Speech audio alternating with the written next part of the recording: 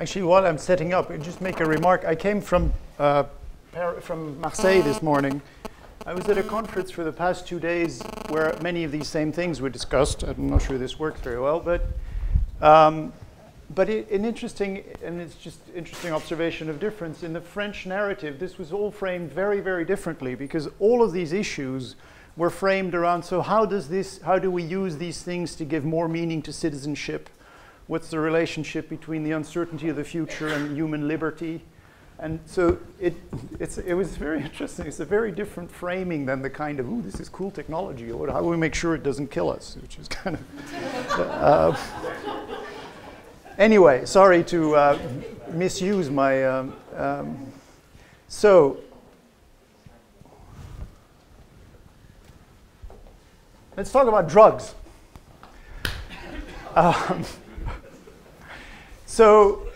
Who in this audience is for complete liberalization of the drug trade? Just everything, not too many, right?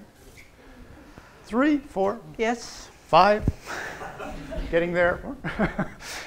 Who is for, very strong regulation, making things illegal? Nobody. Interesting. So give me an argument for why you're for full liberalization. Oh, I've never used drugs in my life, right? You see also the negative consequences of trying to prohibit it. It's like prohibition with alcohol in the old days. It was opening up alcohol sales that really made a big dent.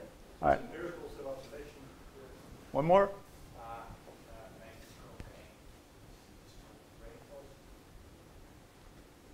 That's a good point. So now, obviously, as futurists, we all know that one way of opening conversations on these really difficult issues is finding a safe space to talk about them. So this is a set of scenarios that has just been published, which was commissioned by the Organization of American States to be able to get the State Department and the Venezuelan government and the Uruguayan authorities to talk about the future of the drug trade in the Americas. So the idea here was actually had very little to do with the future, and one of the things I'll argue is that scenarios actually don't have much to do with the future. And this was using the future as a safe space to have a dialogue about things that otherwise you couldn't talk about. And it's actually a wonderful piece of work. It was written by Betty Sue Flowers, who is also the editor of our book, which I will talk about today, and also has written about 15 years worth of shell scenarios and has held the pen. And so what you see here, and that's a little bit the subject of my talk, is that this tradition of scenarios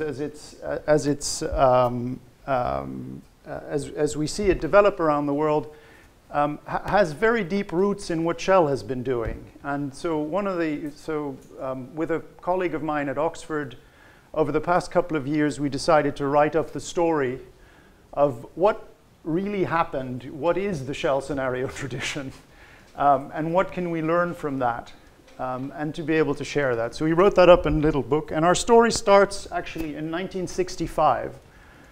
So this is half a century, which is a hell of a long time, right? It's a very, very, very long practice. So in 1965, there was a gentleman, a wonderful gentleman whom we've interviewed, who's now a very young 94, called Ted Newland, who was reassigned from Nigeria to Shell Center in London and given a desk and told to think about the future. And what had happened in 1965, and it's the classic 60s thing, is that a number of people had realized that predictions don't make sense, and that if you're honest and you look back at your predictions, or even your medium-term, but certainly your long-term predictions about both the world and the energy system in the case of Shell, and you were honest 2 years later, you realized that they didn't make any sense. So that was the original question of saying, well, can we find another way to engage with the future than making these predictions, because they're actually not meaningful. And it's quite interesting to look back as, how many organizations still make predictions, whereas they actually can know that they really don't have any sense. So this is the beginning of a 50-year journey to try to find an alternative for predictions. And this is, as all statistics, a spurious statistic, but it is one nevertheless.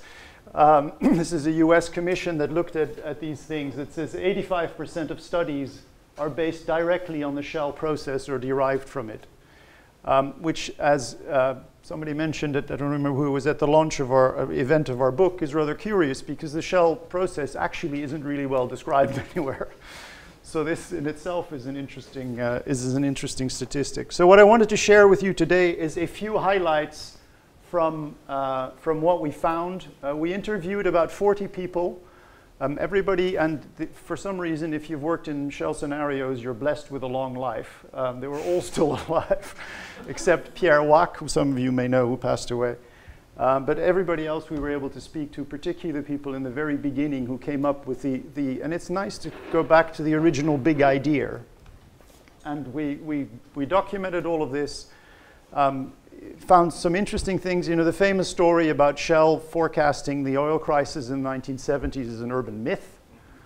That's one that's used a lot and repeated a lot in literature, but actually really doesn't have much meaning. But nor was that really the value of all of this. So just to go over a few short lessons. The first thing is it's not about the product. So the scenario book and the scenarios themselves really have not all that much relevance. Picking up somebody else's scenarios and reading them isn't necessarily hugely valuable. So very early on, the people who were doing this figured out that you needed to connect and you needed to get the decision makers into the process and make them part of developing your scenarios. And there was a set of structured interviews that went around very early on. And for example, in the late 80s, the board instructed the scenario team to look at sustainability. And so there are these questions that senior leaders had that they wanted developed in the safe space of the future, so that they could stress test their strategies. The second thing, and this is a chart from Pierre Wack. Pierre Wack, upon his retirement, and Pierre Wack was the person who led the Shell scenario practice for the first 10 years, from 71 to 81. When a year before retirement, he went traveling through the world at Shell's expense to reflect upon the scenario practice after having invented this for 10 years. And it's unpublished. This is the slide he came back with. Largely after a year of traveling through Japan and all sorts of other places. He was a keen yoga practitioner and a mystic as well, so he loved traveling around the East. And the basic message is that scenarios really don't make any sense as a separate product unless they're integrated into your strategic process somehow. Both your vision and your competitive positioning, and you've got a whole system around it. Simply doing some scenarios on a one-off basis, as many organizations do actually, really doesn't make any sense. The other aspects is scenarios should be made in an environment where there's turbulence and lots of change. If you're in a smooth environment, there's really not much meaning to that. But it ultimately really is about getting people to think differently. The term groupthink was coined by McNamara, whom some of you may have seen The Fog of War, which is one of the most frightening films that exists, where he's interviewed about the Vietnam War and explains to the camera that the whole thing was a misunderstanding, and they knew this from day one. And McNamara, interestingly, was on the board of Shell, and he's the one who got the Shell scenario planners involved in doing the Montfleur scenarios in South Africa, which contributed to the transition from apartheid. But there was this very strong injection from these people about, how do we avoid having groupthink and getting people to reveal their assumptions and create a safe area, a safe space where they can discuss this. And one of the nice quotes from the interviews is, how do you manage disagreement as an asset rather than as a liability? Again, one of the things that, to go back to Ted Newland again, we asked him, after 50 years, if you look back on this scenario practice, what do you think what is the value of the thing? And he thought for a moment. He said, well, actually, it really is about the culture that was created. It has nothing to do with information or insight, but the ability to create a culture where anybody could ask a question, and you would expect the person to give an answer from context, and an answer like, you know, we're going to do this because I'm the boss, or we're going to do this because the business case is positive, would not be accepted in that culture. And in a sense, you can say this is a very small accomplishment for a 50-year investment. But on the other hand, it's also a huge thing if you're truly able throughout your organization to have a better kind of discussion with each other. Just one of the other elements I want to touch upon is the relationship between scenarios and models. And this is, as you know, is an endless debate, and it was an endless debate in Shell. There were periods where, you know, the modeling community all of a sudden took over, and the scenarios became subservient to the model, and then again, people realized that this actually isn't a good idea. And largely, so many organizations do models and run scenarios within them, and of course, the idea of the intuitive scenario tradition is that the model is subservient to the scenario. Now that's easy to say, and it's very difficult to do. And you see that across the history in Shell and also in other organizations because people are invested in models. They're difficult. They take lots of people, and once you've built one, you don't want to let go of them. And in any case, people will believe numbers before they believe concepts.